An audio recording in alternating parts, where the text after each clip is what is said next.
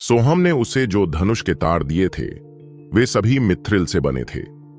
Mithril एक बेहद नरम धातु थी, लेकिन इसकी कठोरता बहुत ज्यादा थी। यह धनुष के तारों के लिए सबसे अच्छी सामग्री थी। हालांकि मिथ्रिल एक अविश्वसनीय रूप से कीमती धातु थी। अर्जुन के पास अभी तक इसे प्राप्त करने की योग्यता नहीं थी, और अगर वह ऐसा कर भी लेता तो अपनी अभी भी शौकिया तकनीकों के साथ वह इसका सही तरीके से उपयोग नहीं कर पाता। और इसलिए सोहम से यह धनुष प्राप्त करना न केवल सोहम की स्वीकृति का संकेत था, बल्कि इससे उसका स्वयं पर विश्वास भी पुष्ट हुआ। राघव को वाकई आश्चर्य हुआ कि सोहम इस क्रॉसबो पर इतनी कृपालु नजर डाल रहा है। आखिर इसके पीछे क्या रहस्य था? उसने रस्सी को पीछे खींचना शुरू किया। जैसे ही उसने खींचा, बगल के दोनों पहिए भी थोड़ा हिल गए। गंदा धनुष तार भी धीरे धीरे तना हुआ हो गया। अच्छा, यह एक बहुत ही चतुर चाल है। राघव को एहसास हुआ कि अर्जुन ने क्रॉसबो को खींचने के लिए पहियों का उपयोग करके एक चतुर तकनीक का इस्तेमाल किया था, ताकि आपको खींचने के लिए कम जोर लगाना पड़े। लेकिन अंदर स्प्रिंग थे, और जब स्ट्रिंग को छोड़ा जाता था तो पहिए तुरंत अपनी ऊर्जा छोड़ देते थे, जिससे बल बढ़ जाता था। हे, जब आप मलबे के बंजर इलाके में गए थे तो आपने मुझसे कहा था कि मेरी प्रतिभा साधारण है और मुझे अलग दिखने के लिए एक वैकल्पिक मार्ग खोजने की जरूरत है। बाद में मैंने इसके बारे में सोचा और पाया कि आप सही थे। मैं कुछ नया आजमाए बिना उसी पुराने रास्ते पर नहीं चल सकता, और अब मैं तंत्र और फोर्जिंग कलाओं से मोहित हो गया हूं। हालांकि मैं अभी प्रवेश स्तर तक ही पहुंचा हूं, लेकिन मुझे ये खिलौने वाकई पसंद हैं। कभी कभी मैं सपने देखते हुए भी इनके बारे में सोचता हूं। मैंने युद्ध में सफलता का मीठा स्वाद चखा है। मैं कसम खाता हूं कि अब मैं एक महान शिल्पकार बनूंगा, अर्जुन ने आत्मविश्वास से कहा। राघव को आश्चर्य हुआ कि अर्जुन इतना समर्पित हो गया था। यह सोचकर कि कैसे उसने पहले उसका मजाक उड़ाया था, राघव को थोड़ा बुरा लगा। तुम्हारा भाई तुमसे माफी मांगता है। मुझे तुम्हारा मजाक नहीं उड़ाना चाहिए था, अर्जुन हंसा। बॉस, आपको ऐसा कहने की जरूरत नहीं है। मुझे पता है कि आप मजाक कर रहे थे, राघव ने कहा। नहीं, मैं गंभीर था। राघव ने मजाक करना बंद कर दिया और धनुष की डोरी को खींचने लगा। उसे आश्चर्य हुआ कि बेलनाकार पहियों की मदद से भी इसे पीछे खींचने के लिए अभी भी बहुत ज्यादा बल की जरूरत थी। अंत में जब क्रॉसबो पूरी तरह से तैयार हो गया तो सामने का क्रॉसबो भी अर्धचंद्राकार की तरह मुड़ गया था। इस तना हुआ क्रॉसबो देखकर ही राघव को ठंड लग गई। यदि कोई तीर इतनी ताकत से छोड़ा जाए तो वह निश्चित रूप से बहुत शक्तिशाली होगा।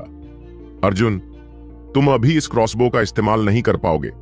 2 लाख पाउंड बल के बिना तुम इसे पूरी तरह से नहीं चला पाओगे, राघव ने चिंता के साथ कहा। अर्जुन को गुस्सा आ रहा था। यह मेरे लिए सबसे ज्यादा परेशान करने वाली बात है। मेरी आत्मा की जड़ औसत है, मेरा भौतिक शरीर औसत है, और मेरी आत्मा भी औसत है। कुल मिलाकर मैं सभी औसतों में सबसे औसत हूं। जब मैं इस अद्भुत शून्य भंजक क्रॉसबो को बनाने में कामयाब रहा तो मुझे लगा कि मैं 1 या 2 रुद्राक्ष को खत्म कर पाऊंगा, लेकिन कोई बात नहीं, मैं इसे उठा भी नहीं सकता। यह अब तक की सबसे निराशाजनक बात है। यह रुद्राक्ष को मार सकता है, राघव चौंका। अर्जुन ने आत्मविश्वास से कहा। यह अभी भी भ्रूण अवस्था में है। एक बार जब मैं कुछ प्रयोग करके इसे सही कर लूंगा तो मुझे यकीन है कि यह रुद्राक्ष को मारने में सक्षम होगा। बॉस, तीर को देखो। अर्जुन अपनी अमर गुफा में और भी गहराई में चला गया और एक तीर लेकर वापस आया। राघव ने ध्यान से इसकी जांच की। यह चीज आखिर तीर कैसे थी? यह तो एक छोटे भाले जैसा था। यह 5 फीट लंबा और अंडे जितना मोटा होना चाहिए था। यह स्पष्ट रूप से अर्जुन का एक नया आविष्कार भी था, और जैसे ही उसने तीर उठाया उसने पाया कि इसका वजन 10,000 पाउंड से ज्यादा था। इसके अलावा तीर के तने पर कई छोटे छोटे खांचे भी थे। उन छोटे छोटे खांचों को देखकर राघव ने कहा, अर्जुन, तुम वास्तव में एक प्रतिभाशाली व्यक्ति हो। बॉस, क्या आप जानते हैं कि वे खांचे किस लिए हैं? अर्जुन आश्चर्यचकित था। अगर मेरा अनुमान सही है तो ये खांचे हवा के प्रतिरोध को कम करने के लिए होने चाहिए, जिससे यह तेजी से उड़ने के साथ साथ चुपचाप भी उड़ सके। हवा में कोई चीज जितनी तेजी से आगे बढ़ेगी, उसे उतना ही ज्यादा प्रतिरोध और खिंचाव का सामना करना पड़ेगा, जिससे अंततः ध्वनि विस्फोट होगा। यह भौतिकी का नियम था, लेकिन ये छोटे छोटे खांचे उसे ऐसा करने से रोक सकते थे जिससे वह चुपचाप दूसरों को मार सकता था। जब तक किसी को इसका एहसास होता, तब तक बहुत देर हो चुकी होती। बॉस वास्तव में बॉस है। मुझे यह समझने से पहले लंबे समय तक शोध और प्रयोग करना पड़ा, लेकिन बॉस ने एक नजर में ही इसका पता लगा लिया। अर्जुन ने श्रद्धापूर्वक कहा, हाँ हाँ, चलो बेशर्मी से एक दूसरे के बारे में शेखी बघारना बंद करें। चलो इसे परखें। वे दोनों मठ से बाहर निकले और एक छोटा सा पहाड़ देखा। वह 40 मीटर से भी ज्यादा ऊंचा पत्थर का पहाड़ था। चलो इसे आजमाते हैं। राघव ने 5 मील दूर से उस पहाड़ पर क्रॉसबो का निशाना साधा। एक ताले के हल्के से छूटने के साथ ही तीर बिजली की तरह निकल गया। जिस क्षण तीर निकला, राघव को एक जोरदार झटका लगा और वह अनजाने में 1 दर्जन कदम पीछे हट गया। उस बाण से वह छोटा सा पर्वत टुकड़े टुकड़े हो गया और हवा में धूल भर गई। राघव और अर्जुन अचंभित रह गए। यहां तक कि अर्जुन ने भी इसकी उम्मीद नहीं की थी। हालांकि उन्होंने इसे खुद बनाया था, लेकिन इसे इस्तेमाल करने के लिए उनके पास कभी भी जरूरी ताकत नहीं थी। आज पहली बार उन्होंने इसे काम करते हुए देखा। उस तीर में कोई विस्फोटक नहीं था। यह विस्फोट पूरी तरह से उस तीर के पीछे की जड़ता की शक्ति के कारण माना गया था। बस उस जड़ता में एक छोटे से पहाड़ को तोड़ने की चौंकाने वाली शक्ति थी। और सबसे भयावह बात यह थी कि जब वह हवा में उड़ रहा था तो हल्की सी भी आवाज नहीं हुई। एक आदर्श गुप्त हमला। राघव और अर्जुन दोनों ने एक दूसरे को देखा और उनकी आंखों में एक दुष्ट चमक थी। वे हंसे। उन्होंने वास्तव में एक ही समय में एक ही बात कही थी। इस तरह के हथियार के साथ अर्जुन की मारक क्षमता निश्चित रूप से खतरनाक रूप से अधिक होगी। हालांकि एक पल के लिए हंसने के बाद अर्जुन अब और नहीं हंस सका। चाहे वह कितना भी अद्भुत क्यों ना हो, अगर वह इसका उपयोग नहीं कर सकता तो यह बेकार है। राघव इसका इस्तेमाल कर सकता है, लेकिन वह अपने विरोधियों का सामना करना पसंद करता है, अग्रिम मोर्चे पर लड़ता है। उसे इस वॉइड ब्रेकर क्रॉसबो का इस्तेमाल करने का कभी मौका नहीं मिलेगा। राघव ने अर्जुन के कंधों पर थपथपाया। चिंता मत करो, ये मुझ पर छोड़ दो। वास्तव में क्या तुम सिर्फ शब्दों की बर्बादी नहीं कर रहे हो? मैंने तुम्हें कब धोखा दिया है? राघव ने पूछा। लेकिन एक बात मुझे पहले तुम्हें स्पष्ट करनी है। तुम्हें अपना दांव हृदय स्थिर रखना होगा। अगर तुम अपना दांव हृदय स्थिर रख सकते हो तो मैं गारंटी दे सकता हूं कि तुम अपने पूरे जीवन में बिना किसी बाधा के आगे बढ़ोगे। यह कैसे संभव है? अर्जुन अविश्वास से भर गया। बिना किसी बाधा के पूरा जीवन जीना? भगवान भी ऐसा नहीं कर पाएंगे। जब तक आप अपना दांव हृदय स्थिर रख सकते हैं, मैं यह कार्य पूरा कर सकता हूं। राघव ने गंभीरता से कहा। बॉस, यह दांवहाट क्या है? अर्जुन ने पूछा। दांव हृदय एक प्रकार का विश्वास है, अपने सत्यों में एक प्रकार का दृढ़ विश्वास जो कभी नहीं बदलेगा। हर व्यक्ति की मान्यताएं अलग अलग होती हैं। उदाहरण के लिए, आप अपने आविष्कारों और कृतियों पर विश्वास कर सकते हैं, यह मानते हुए कि आप किसी भी कठिनाई को दूर करने के लिए बुद्धिमत्ता का उपयोग कर सकते हैं और एक श्रद्धेय शिल्प देवता बन सकते हैं। वह तुम्हारा दांव हृदय होगा। जब तक तुम अपने दांव हृदय को स्थिर रख सकते हो, मैं लगातार तुम्हारी साधना का आधार बढ़ाने के लिए औषधीय गोलियों का उपयोग कर सकता हूं। हालांकि एक बार जब आपके दांव हृदय के साथ कोई समस्या उत्पन्न होती है, एक बार जब आप खोया हुआ महसूस करने लगते हैं या अपने स्वयं के विकल्पों पर संदेह करना शुरू करते हैं, तो आपका साधना आधार हमेशा के लिए रुक जाएगा। राघव ने चेतावनी दी। हर व्यक्ति का दांव हृदय अलग अलग था। कुछ लोग अपनी विरासत पर विश्वास करते थे, कुछ लोग अपनी साधना तकनीक पर विश्वास करते थे, कुछ लोग अपने वंश पर विश्वास करते थे और कुछ लोग मानते थे कि वे बस स्वर्ग के प्रतिभाशाली लोग हैं। चाहे आपका दांव हृदय कैसा भी क्यों ना हो, उसे अंतहीन तड़प से गुजरना ही पड़ता है। कई लोग उस तड़प से गुजरते हुए अपना आत्मविश्वास खोते चले गए। अंत में वे यह भूल गए कि उन्हें किस पर विश्वास करना चाहिए। यहां तक कि अत्यंत स्थिर दांव हृदय वाले लोग भी उन्हें हमेशा के लिए परिपूर्ण नहीं रख पाते। अगर उन पर बहुत बड़ा प्रभाव पड़ता तो भविष्य में उनके लिए विशेषज्ञ बनना असंभव हो जाता। जहां तक अर्जुन का सवाल है, उसका दांव हृदय अत्यंत खतरनाक होगा। एक बार जब उसकी चतुराई विफल हो गई और वह भूल गया कि वह जालसाजी से क्या चाहता है, तो वह अपना रास्ता खो देगा और खो जाएगा। यह अर्जुन के लिए विशेष रूप से भयानक होगा, क्योंकि उसकी नींव औषधीय गोलियों द्वारा बनाई गई होगी। अगर उसका पुराना दिल टूट गया तो उसे नया दांव दिल बनाने का मौका कभी नहीं मिलेगा। बॉस, मैं निश्चित रूप से एक शिल्प देवता बनने में सफल होऊंगा। अगर अर्जुन इस रास्ते में सफल नहीं हुआ तो वह हमेशा के लिए खो जाएगा। लेकिन अर्जुन दृढ़ था। राघव ने सिर हिलाया। चूंकि उसने यह चुनाव किया है तो राघव उसकी मदद करने के लिए हर संभव प्रयास करेगा। अर्जुन कितनी दूर तक जा सकता है यह उस पर निर्भर करेगा। आखिरकार अर्जुन का नवीनतम आविष्कार, यह क्रॉसबो, कुछ ऐसा था जिसकी प्रशंसा राघव ने भी की थी। अर्जुन निश्चित रूप से एक प्रतिभाशाली व्यक्ति था। वह सभी प्रकार के पागल आविष्कारों के बारे में सोच सकता था। अगले दिन जब एल्डरसन वापस लौटे तो राघव कुछ करने की तलाश में थे।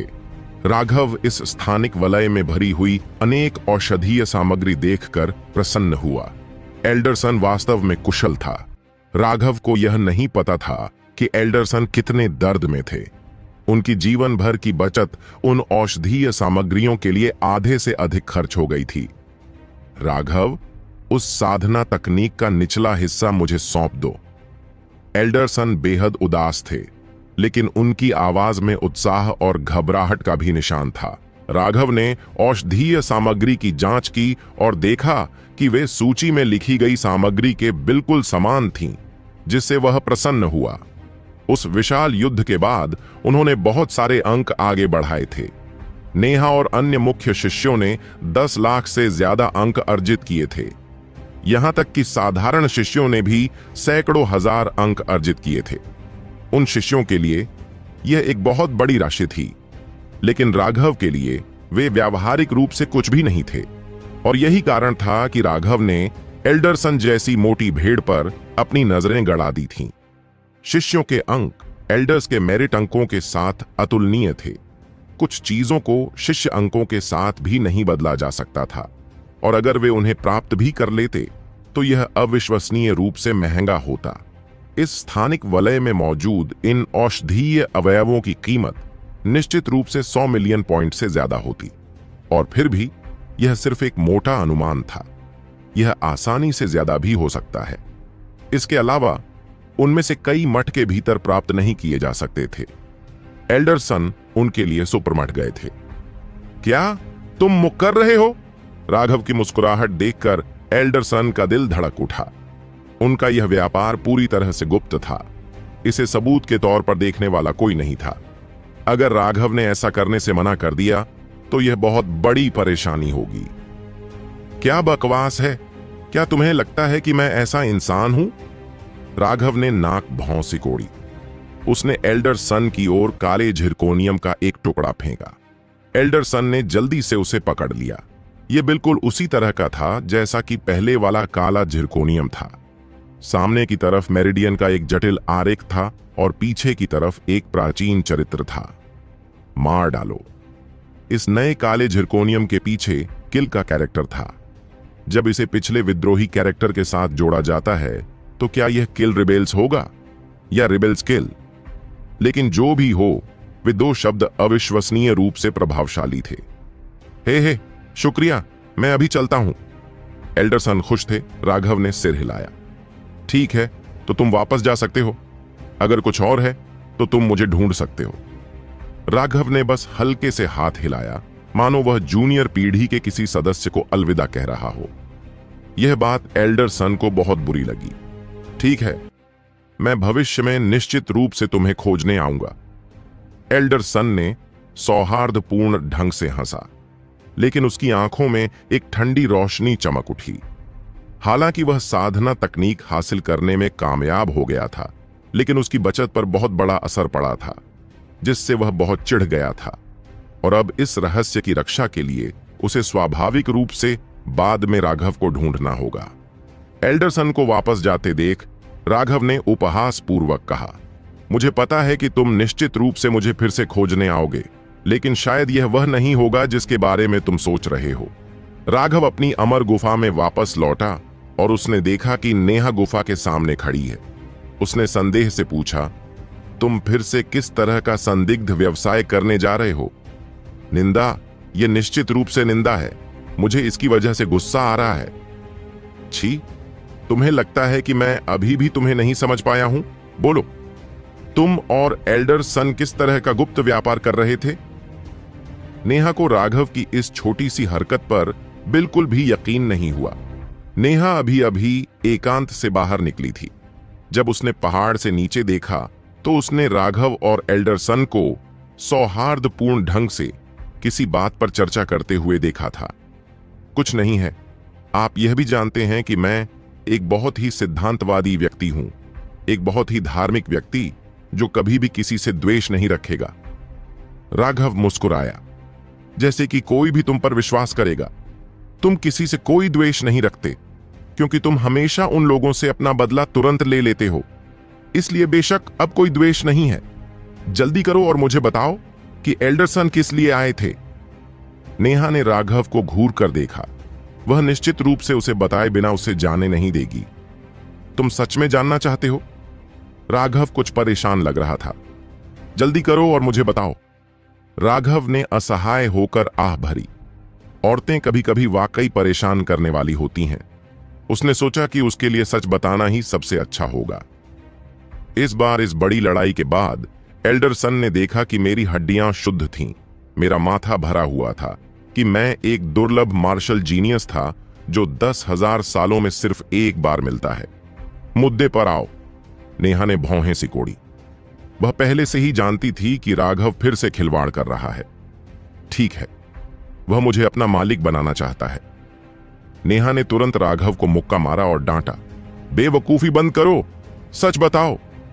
यह सच है। उसने मुझे प्रशिक्षु के रूप में स्वीकार करने के लिए एक उपहार भी भेजा। मैंने कहा कि मैं इस पर विचार करूंगा और उसे अभी जाने के लिए कहा, लेकिन मुझे नहीं लगा कि उसका उपहार अस्वीकार करना भी सही होगा। अगर मैंने उसका उपहार भी स्वीकार नहीं किया तो मुझे निश्चित रूप से उससे माफी मांगनी पड़ेगी। राघव इस बारे में बात करने में बहुत शर्मिंदा लग रहा था। उसने नेहा को स्थानिक अंगूठी भी सौंप दी। नेहा अपनी हंसी को रोक रही थी, लेकिन फिर उस स्थानिक वलय के भीतर ढेर सारे कीमती औषधीय तत्वों को देखकर उसकी मुस्कान गायब हो गई। उसने अपना मुंह ढक लिया। उसकी आंखें सदमे से भर गईं।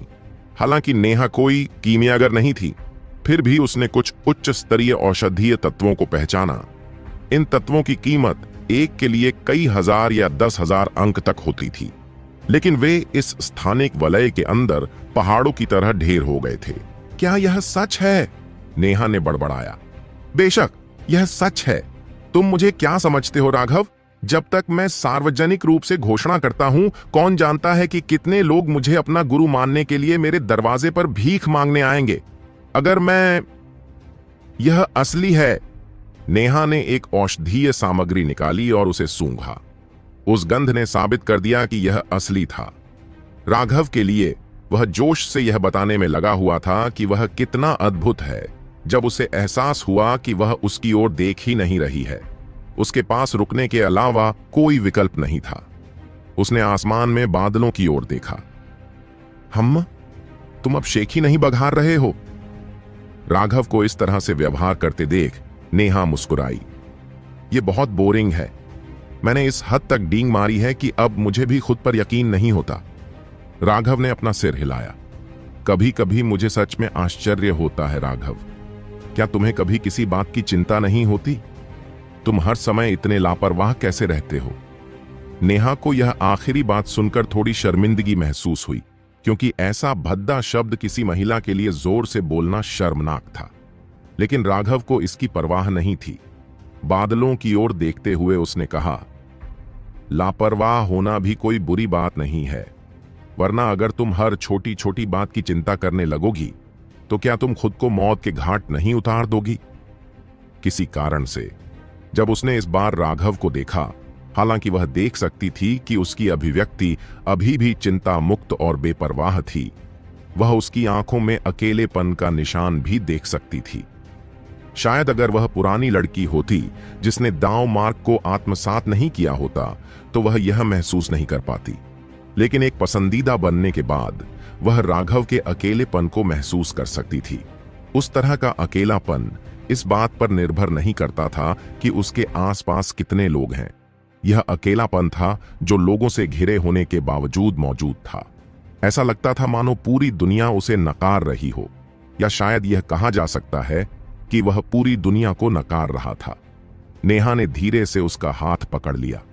राघव, तुम्हें जो भी चिंता हो तुम मुझे बता सकते हो, मैं तुम्हारा हर बोझ उठाऊंगी। नेहा का कोमल हाथ थामे हुए राघव का दिल गर्मजोशी से भर गया। नेहा एक फूल की तरह सुंदर थी। उसके सुंदर चेहरे पर शर्म की झलक थी। वह खिलते हुए चेरी के फूलों की तरह थी, इतनी सुंदर कि लोग उसे अपवित्र करने की हिम्मत नहीं करते थे। नेहा हमेशा से ही खूबसूरत थी, लेकिन अब उसे इस स्थिति में इन भावनाओं के साथ देखकर राघव को लगा कि नेहा पहले से कहीं ज्यादा खूबसूरत थी। उसका दिल तेजी से धड़क रहा था। नेहा की सांसें भी थोड़ी तेज चलने लगी थीं। वे दोनों एक दूसरे के और करीब आ रहे थे। राघव द्वारा इस तरह घूरे जाने पर नेहा ने उसकी आंखों में आंखें डालने की हिम्मत नहीं की। उसने अपनी आंखें बंद कर लीं। उसके होंठ थोड़े से खुले हुए थे। राघव उस सुंदरता का विरोध करने में असमर्थ था और उसने उसे एक गहरा चुंबन दिया। नेहा ने धीरे से गहरी सांस ली। अनजाने में उसने राघव को कसकर पकड़ लिया। उसका शरीर शिथिल और शक्तिहीन हो गया था। राघव को ऐसा महसूस हुआ जैसे उसका सिर घूम रहा हो। उसका पूरा दिल और दिमाग उन होठों की अनुभूति पर केंद्रित था। खांसी। अचानक हल्की खांसी की आवाज आई। ये बहुत तेज नहीं थी, लेकिन उन दोनों के लिए यह बिजली की तरह गूंज रही थी। वे दोनों तुरंत अलग हो गए। माधव को असहाय रूप से उन दोनों को देखते हुए देखा। नेहा का चेहरा शर्म से मुड़ गया था। उसने अपना सिर नीचे किया, जल्दी से अमर गुफा में भाग गई और उसे अपने पीछे कसकर बंद कर लिया। वापस बाहर आने से इनकार कर दिया। राघव की मोटी चमड़ी के बावजूद इस तरह पकड़े जाने पर वह बुरी तरह शर्मा गया। आह बहन माधव, हे कितना संयोग है। नेहा भाग सकती थी, लेकिन राघव नहीं भाग सकता था। एक पुरुष होने के नाते उसे इसका सामना करना पड़ा। बहन माधव, गलतफहमी मत पालिए। पिछले कुछ दिनों से मैं थोड़ा अस्वस्थ हूं और मेरी जीभ पर कुछ घाव हो गए हैं। मैं सिर्फ नेहा से उन घावों से खून निकालने में मदद मांग रहा था। वास्तव में कुछ भी नहीं था, राघव ने समझाया। लेकिन उस स्पष्टीकरण के बाद उसे भी नहीं लगा कि कोई उस पर विश्वास करेगा। माधव ने अपना सिर हिलाया और आह भरी। तुम दोनों अब बड़े हो गए हो और जानते हो कि तुम्हें कैसे व्यवहार करना चाहिए। मैं जानता हूं कि तुम दोनों एक दूसरे को पसंद करते हो, लेकिन एक पुरुष और एक महिला के बीच का रिश्ता सूखी लकड़ी की तरह होता है जो एक चिंगारी से जल सकता है। अगर तुम दोनों खुद को रोक नहीं पाए तो तुम नेहा को चोट पहुंचाओगे, समझे? राघव ने पूरी गंभीरता से सिर हिलाया। बहन माधव, मैं समझ गया। मुझे पता है कि तुम दोनों पीछे हट जाओगे और वह अंतिम कदम नहीं उठाओगे, लेकिन ऐसा कुछ भी तुम्हारे दांव दिलों को प्रभावित कर सकता है। तुम अपना रास्ता खो सकते हो, जिससे तुम्हारी साधना रुक सकती है। इसलिए अपनी बहन माधव को लंबी बातें करने के लिए दोष मत दो। माधव ने चेतावनी दी। अगर कोई महिला शियांटियन क्षेत्र में पहुंचने से पहले अपनी पवित्रता खो देती है तो वह अपना शुद्ध यिन शरीर बनाए रखने में असमर्थ हो जाएगी। चाहे उसकी प्रतिभा कितनी भी अच्छी क्यों न हो, वह बर्बाद हो जाएगी। यह पहली बार था जब राघव को नहीं लगा कि माधव बहुत लंबी बातें कर रहा है। साथ ही उसने खुद को भी डांटा। यह आग से खेलने का नतीजा था। अगर वह खुद को रोक नहीं पाया तो उसे जीवन भर इसका पछतावा होगा। 6 घंटे बाद कौन जानता था कि माधव थक गई थी, या उसने महसूस किया कि राघव को ठीक से डांटा गया था। लेकिन वह अंततः अमर गुफा के भीतर लौट आई। लेकिन जब राघव ने माधव को नेहा के दरवाजे पर दस्तक देते देखा तो उसने देखा कि नेहा ने किसी भी कीमत पर दरवाजा खोलने से इनकार कर दिया। अंत में उसके पास इस विषय को छोड़ने के अलावा कोई विकल्प नहीं था। शायद उसे कुछ दिनों के बाद नेहा को यह सबक सिखाने का मौका मिले।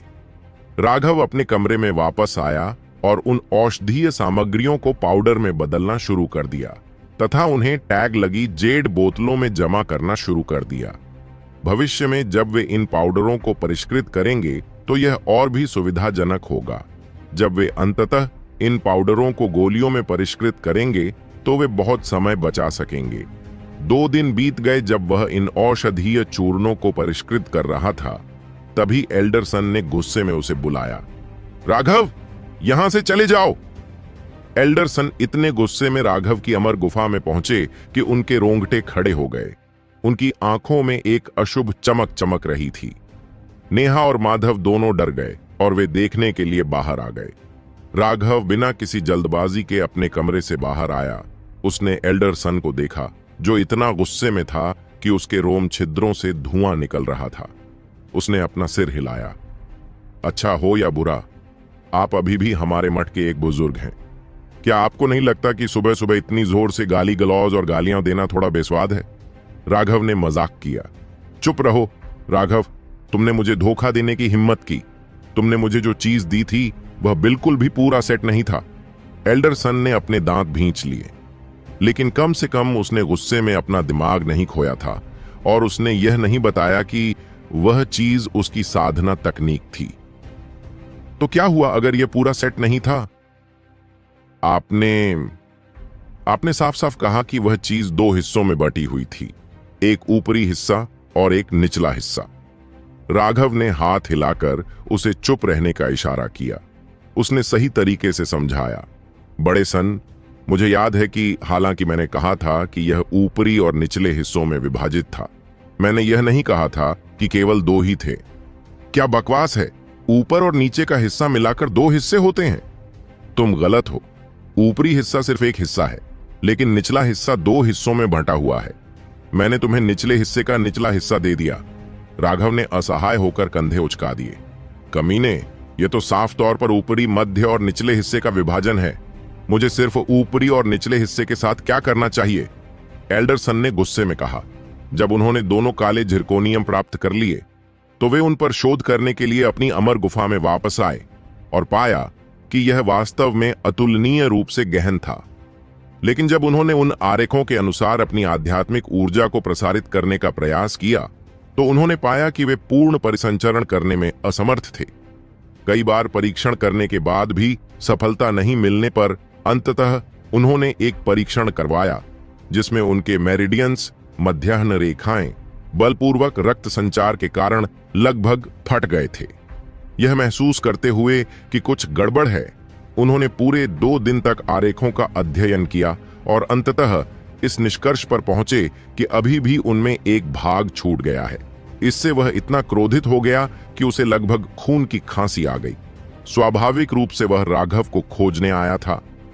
आप इसे इसी तरह वर्गीकृत करते हैं। जहां से मैं आता हूं वहां यह ऐसा ही है। राघव ने निडरता और बेशर्मी से अपने कंधे उचका दिए। नेहा और माधव ने क्रोधित बुजुर्ग सन से लेकर शरारती राघव तक की ओर देखा। दोनों में से किसी ने भी कुछ नहीं कहा। एल्डरसन गुस्से से पीला पड़ गया था। उसकी छाती धड़क रही थी और उसकी मुट्ठियां कसकर बंद थीं। ऐसा लग रहा था कि वह किसी भी समय हमला कर सकता है। लेकिन राघव ने उसे सिर्फ उपहासपूर्ण नजरों से देखा। आगे बढ़ो और हमला करने की कोशिश करो, मैं तुमसे नहीं डरता। और अंत में एल्डरसन ने वास्तव में हमला करने की हिम्मत नहीं की। वह मूर्ख नहीं था और वह जानता था कि अगर उसने हमला किया भी तो वह उसे मार नहीं पाएगा। इसके अलावा इससे उसके लिए और भी मुसीबतें आएंगी, इसलिए वह केवल सहन कर सकता था। बोलो, तुम क्या चाहते हो? एल्डरसन की आवाज गुस्से से थोड़ी कर्कश थी। शायद यह तथ्य कि वह गुस्से से चुप नहीं हुआ था पहले से ही बुरा नहीं था। यह सही है, युवा लोगों को इतना गुस्सा नहीं होना चाहिए। चिंता मत करो, मेरे पास पहले से ही वह नुस्खा है जो तुम्हारा सारा गुस्सा ठीक कर देगा। लो, जाओ और ये सारी औषधीय सामग्री इकट्ठा करो। राघव ने एल्डरसन को एक सूची सौंपी। एल्डरसन को जब वह सूची मिली तो वह बेकाबू होकर कांपने लगा। जब उसने औषधीय सामग्रियों की भारी मात्रा और मात्रा देखी तो उसे सीधे खून की उल्टी आ गई। राघव, तुम बहुत ज्यादा हो, एल्डरसन ने गुस्से में कहा। बहुत ज्यादा? हे, क्या तुम बूढ़े हो गए हो? क्या तुम्हें याद नहीं है कि तुमने तब क्या क्या किया था? तुम्हें वाकई मेरे सामने नेक और महान बनना था। मैं अपना सबसे कीमती खजाना तुम्हें बेचने को तैयार हूं। इसकी वजह यह है कि तुम दमन का अनुभव कर सको।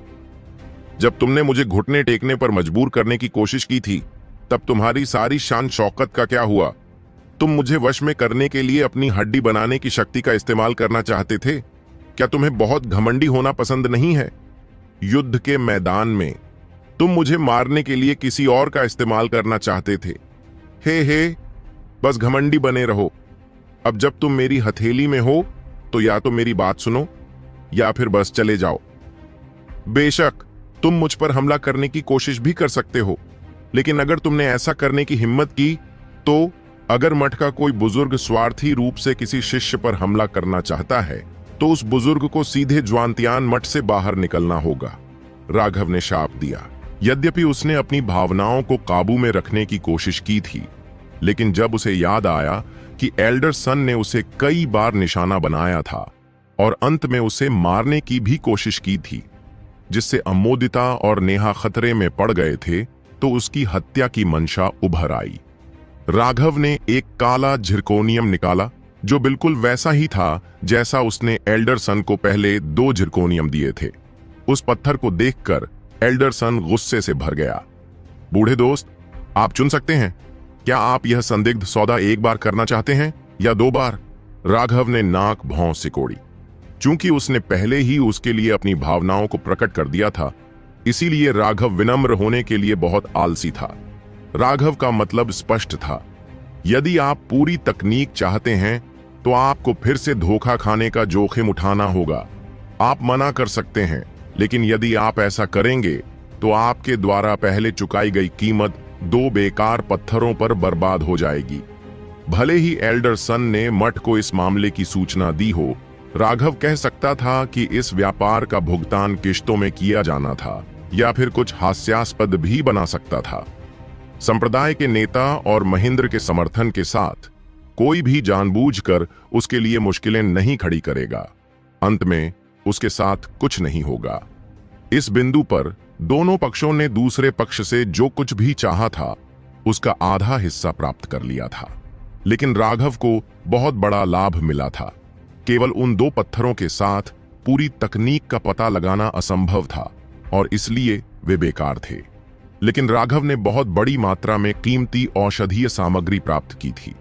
वे खजाने थे जिनका अपना मूल्य था और इसलिए एल्डरसन के पास वास्तव में कोई विकल्प नहीं था। उसने उस काले पत्थर से सूची की ओर देखा। ठीक है, मैं सहमत हूं, लेकिन आपको शपथ लेनी होगी कि एक बार जब मैं उन चीजों को प्राप्त कर लूंगा तो आपको अभी जो कुछ भी आपके हाथ में है उसे सौंपना होगा। एल्डरसन ने अपने दांत पीस लिए। इस बार सूची में औषधीय तत्व पहले से थोड़े कम थे, हालांकि उनकी गुणवत्ता भी एक स्तर ऊपर थी।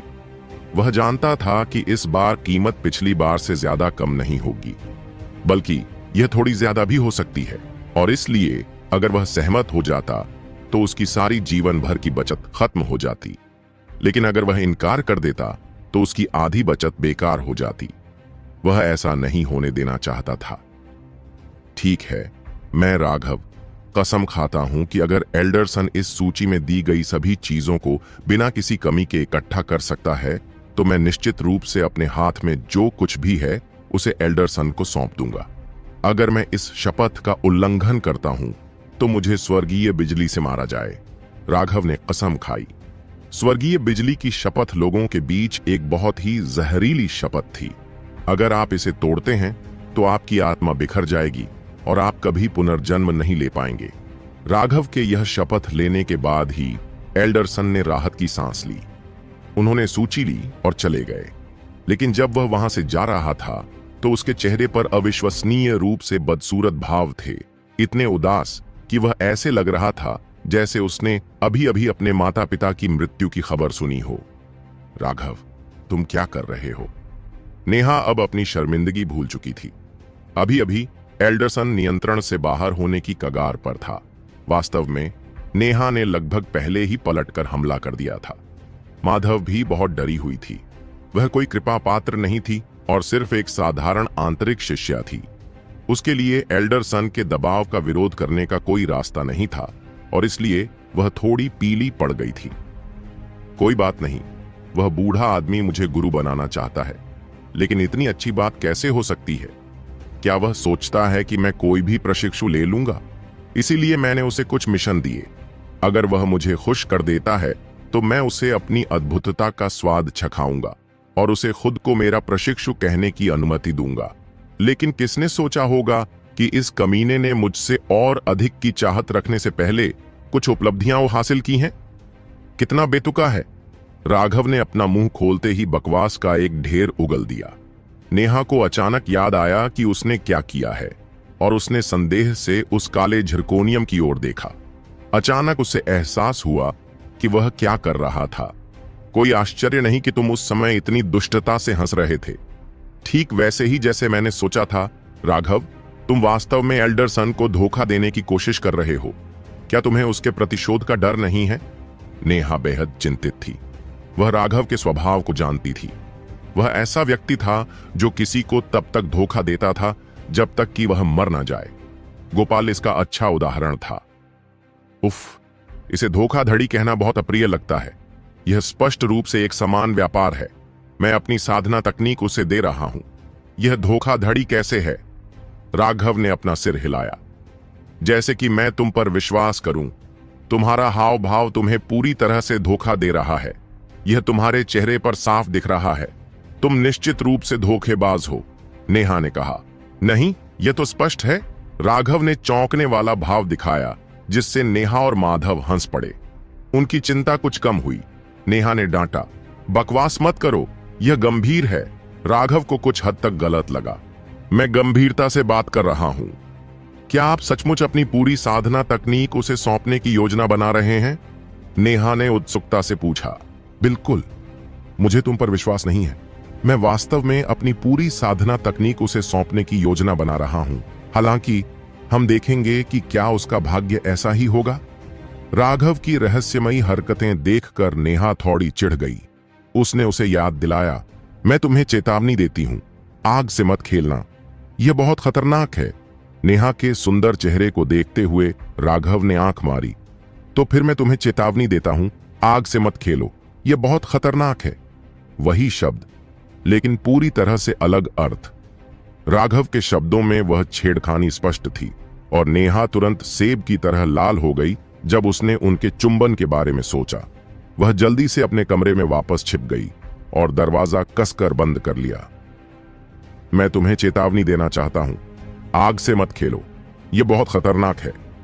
माधव ने गंभीरता से राघव को चेतावनी दी। राघव को तुरंत पसीना आने लगा। इस बार ऐसा लग रहा था कि वह अपने ही जाल में फंस गया है। उसने झट से कहा, हाँ, मैं बहन माधव के निर्देशों का ध्यानपूर्वक पालन करूंगा। अगले 2 दिनों तक राघव ने औषधीय पाउडर को परिष्कृत करना जारी रखा। इस दौरान पूरे मठ में मौत जैसा सन्नाटा छाया रहा। चाहे नए शिष्य हों या पुराने शिष्य, वे सभी एकांतवास में थे। संभवतः वे पूरे 1 महीने तक बाहर नहीं निकले होंगे। उन्हें इस युद्ध में अपने अनुभव से लाभ को ठीक से आत्मसात करना था। इससे उनकी नींव मजबूत होगी और साथ ही उनके दांव हृदय भी शांत होंगे। उन 2 दिनों के बाद एल्डरसन वापस लौट आए। इस बार राघव और एल्डरसन ने अपने लेन देन के लिए मठ से थोड़ी दूर एक छोटी घाटी में जाने का फैसला किया। राघव ने देखा कि एल्डरसन का वजन बहुत कम हो गया है। उसने झट से एल्डरसन को वजन कम होने पर बधाई दी। एल्डरसन ने एक भी बात नहीं कही। राघव को एक स्थानिक अंगूठी फेंकते हुए उनकी आंखें पूरी तरह से लाल हो गईं। ऐसा लग रहा था कि वे किसी भी क्षण आग उगल सकती हैं। एल्डरसन को वाकई मरने के लिए काफी दर्द था। राघव ने केवल बेहद कीमती औषधीय सामग्री मांगी थी और उनकी उम्र की भी आवश्यकता थी। हालांकि मात्रा के मामले में यह पहली सूची का केवल 1/3 था, लेकिन इसकी कीमत पिछली बार से भी अधिक थी। इन औषधीय अवयवों को प्राप्त करने के लिए उन्होंने अपने सभी शेष योग्यता अंक खर्च कर दिए थे। जो उन्होंने दशकों से बचा कर रखे थे। एल्डर सन को तो यह भी संदेह था कि राघव को ठीक ठीक पता था कि उसके पास कितने मेरिट पॉइंट हैं। इन 2 सेटों ने उसे लगभग सब कुछ खो दिया था। उसके दसियों हजार मेरिट पॉइंट में से अब 500 से भी कम बचे थे। उसके दिल से खून टपक रहा था। अगर राघव ने उसे फिर से धोखा देने की हिम्मत की तो वह राघव को मारने के लिए किसी भी कीमत की परवाह नहीं करेगा। स्थानिक अंगूठी में औषधीय सामग्री के ढेर को देखकर राघव ने उज्जवल मुस्कान दी। उसने तुरंत एक काला झिरकोनियम सौंप दिया। एल्डरसन ने प्राप्त किया और देखा कि पीछे एक और प्राचीन चरित्र था, सुपीरियर। कितना दबंग! एल्डरसन बहुत खुश हुए, लेकिन फिर जब उन्होंने इसे पलटा तो उनके चेहरे का भाव बदल गया और वे दहाड़ते हुए बोले, यहां कुछ भी क्यों नहीं है? इस काले झिरकोनियम के पीछे सिर्फ एक अक्षर लिखा हुआ था, सामने की तरफ कुछ भी नहीं लिखा था। मूल रूप से राघव वहां कुछ रखने की योजना बना रहा था, लेकिन उसके पास समय नहीं था। फीनिक्स क्राई में वापस वह हुआयुन मंडप में गया और 4 काले झिरकोनियम खरीदे। हालांकि काला झिरकोनियम बहुत पुराना था, लेकिन यह बहुत मूल्यवान नहीं था। राघव ने उन्हें सिर्फ एल्डर सन को धोखा देने के लिए खरीदा था। उस बूढ़े ने उसे कई बार उसके असुरा सुथरा बॉडी आर्ट के लिए निशाना बनाया था। पिछली बार उसने उसे मारने के लिए एक भ्रष्ट बुजुर्ग को भी बुलाया था। अगर अंत में अमोदिता की मदद न होती तो वह मर जाता। हालांकि महेंद्र ने तब राघव के लिए उसे दंडित करने की योजना बनाई थी, लेकिन राघव जानता था कि महेंद्र द्वारा दी जाने वाली सबसे बुरी सजा उसे मठ से निष्कासित करना था। मठ से निकाले जाने से ही राघव की नफरत दूर नहीं हो सकती थी। अगर उसे अपनी तकनीक चाहिए होती तो वह उसे हासिल कर सकता था। राघव ने असुरा सुथरा बॉडी आर्ट की मेरिडियन परिसंचरण विधि में चित्र बनाया था। मूल रूप से वह पूरे आरेख को 4 चट्टानों पर विभाजित करने की योजना बना रहा था। ऐसा कहा जाता था कि काला झिरकोनियम ऐसी चीज थी जिसके लिए नक्काशी करने वाले को कम से कम ज्यानिटियन क्षेत्र में होना आवश्यक था। हालांकि राघव के लिए यह कोई समस्या नहीं थी। हालांकि वह सीधे काले झिरकोनियम पर कुछ भी नहीं उकेर सकता था, लेकिन वह उस पर चित्र बना सकता था। राघव ने अपनी पिल गॉड यादों में एक रहस्यमयी पत्थर सड़ने वाला अर्क बनाने के लिए एक अत्यंत विचित्र गोली फार्मूले का उपयोग किया था। यह पत्थर सड़ने वाला अर्क प्राचीन काल से आया है। बड़े बड़े संप्रदायों के पास विशाल पत्थर के स्तंभ और स्मारक थे। कुछ इतने बड़े थे कि वे हजारों मीटर ऊंचे थे। उनमें शब्दों को उकेरने के लिए न केवल बहुत अधिक शक्ति की आवश्यकता थी, बल्कि एक शक्तिशाली उपकरण की भी आवश्यकता थी।